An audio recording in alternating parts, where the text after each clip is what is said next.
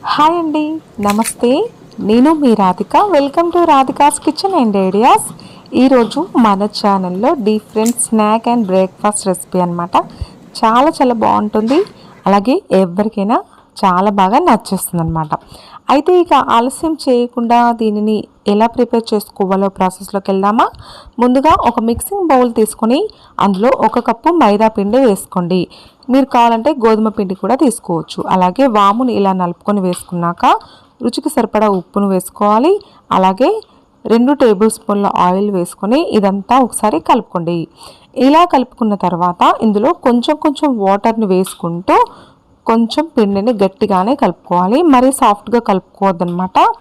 ఇలా పిండిని కలుపుకున్న తర్వాత ఫ్రెండ్స్, నేను సాల్ట్ వేయడం మర్చిపోయాను అనమాట, అందుకని ఇప్పుడు వేస్తున్నాను. దీనిపైన మూత పెట్టుకొని 15 నిమిషాల పాటు పక్కన పెట్టేసేయండి. ఆ తర్వాత స్టవ్ ఆన్ చేసి ఒక కడాయి పెట్టుకొని అందులో 1 టేబుల్ స్పూన్ ఆయిల్ వేసుకోండి.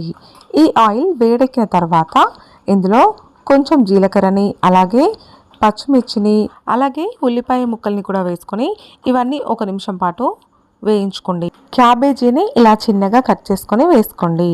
ఇప్పుడు ఈ క్యాబేజీ అంతా ఇందులో ఫ్రై అయ్యేంత వరకు కలుపుకుంటూ 1 నిమిషం పాటు ఫ్రై చేసుకోండి. ఆ తర్వాత ఇందులో క్యారెట్ తురుముకొని వేసుకోండి. ఇప్పుడు ఈ క్యారెట్ కూడా ఇందులో ఫ్రై అయ్యేంత వరకు కలుపుకోండి. చూడండి, ఇలా ఇవన్నీ ఫ్రై అయిపోయాయి కదా. ఇప్పుడు ఇందులో కొంచెం పసుపు, అలాగే కారము, రుచికి సరిపడా ఉప్పు, ధనియా పౌడర్ని కూడా యాడ్ చేశాక ఇప్పుడు ఇందులో తురుముకున్న బంగాళదుంప మిశ్రమాన్ని యాడ్ చేయండి. ఇప్పుడు ఇదంతా ఇందులో కలిసే విధంగా కలుపుకోండి. చూసారు కదా, ఇదంతా చక్కగా ఇందులో కలిసిపోయింది కదా. ఇప్పుడు స్టవ్ ఆర్పేసుకొని దీనిని పక్కకు తీసుకోండి. 15 నిమిషాలకు చూపిస్తున్నానండి. పిండి చక్కగా నానిపోయింది. ఇలా పిండి నానిపోయిన తర్వాత మళ్ళీ 1 నిమిషం పాటు ఇలా కలుపుకొని ఇప్పుడు దీనిని చిన్న చిన్న ఉండలుగా చేసుకోండి. చపాతీకి ఏ సైజు అయితే చేసుకుంటామో అదే సైజు చేసుకోండి. ఇలా అన్నింటినీ చేసుకున్న తర్వాత చపాతీ పీట తీసుకొని కొంచెం ఫ్లోర్ని చల్లుకొని ఇలా చపాతీలాగా సన్నగా చేయండి. మరి లావుగా చేయొద్దనమాట. సన్నగా చేస్తే మనకు క్రిస్పీగా వచ్చేస్తాయి అన్నమాట. ఇలాగే మనం అన్నీ ప్రిపేర్ చేసుకున్నాం కదా ఉండలని, అవన్నింటినీ ఈ విధంగా చపాతీలా చేసుకున్న తర్వాత ఇప్పుడు మనం వాటర్ తాగే గ్లాస్ ఉంటుంది కదా, దాంతో ఈ విధంగా షేప్ చేసుకోండి. ఏంటంటే సర్కిల్లా చేస్తున్నాను అనమాట. గ్లాస్తో ఈ విధంగా కట్ చేసుకోండి. చూడండి ఫ్రెండ్స్, ఇలా కట్ చేసుకున్న తర్వాత మిగిలిన పిండిని తీసుకొని మళ్ళీ ఇదే విధంగా చపాతీలా చేసుకొని మళ్ళీ ఇలాగే చేయండి.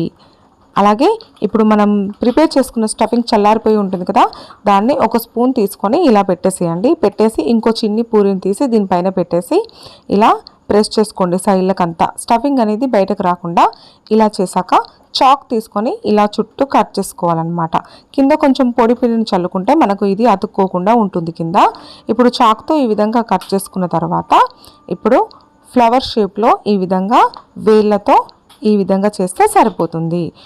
చూడ్డానికి చాలా కష్టంగా అనిపించినా చేయడం మాత్రం చాలా సులభం.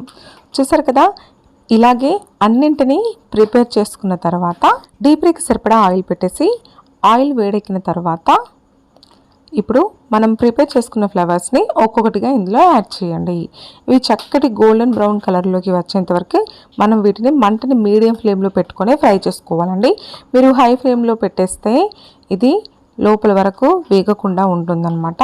అందుకని మంటని మీడియం ఫ్లేమ్లో పెట్టుకొని వీటిని ఫ్రై చేసుకోవాలి. చూడండి ఫ్రెండ్స్, ఎంత చక్కటి కలర్లోకి వచ్చేసాయో. ఇలా మంచి కలర్లోకి వచ్చేసిన తర్వాత వీటిని ఒక ప్లేట్లోకి సర్వ్ చేయడమే. చూస్తారు కదా, ఎంతో రుచికరమైన snack and breakfast recipe ready అయిపోయింది. పిల్లలకైనా పెద్దవాళ్ళకైనా ఇది చాలా నచ్చేస్తుంది ఫ్రెండ్స్. మీరు కూడా ఇది ట్రై చేసి మీకు ఎలా కుదిరిందో మీ ఫీడ్బ్యాక్ని తప్పకుండా నాకు కమెంట్ చేయండి. అలాగే ఫ్రెండ్స్, మీకు ఈ వీడియో నచ్చితే లైక్ చేసి మీ ఫ్రెండ్స్ అండ్ రిలేటివ్స్తో కూడా తప్పకుండా షేర్ చేయండి.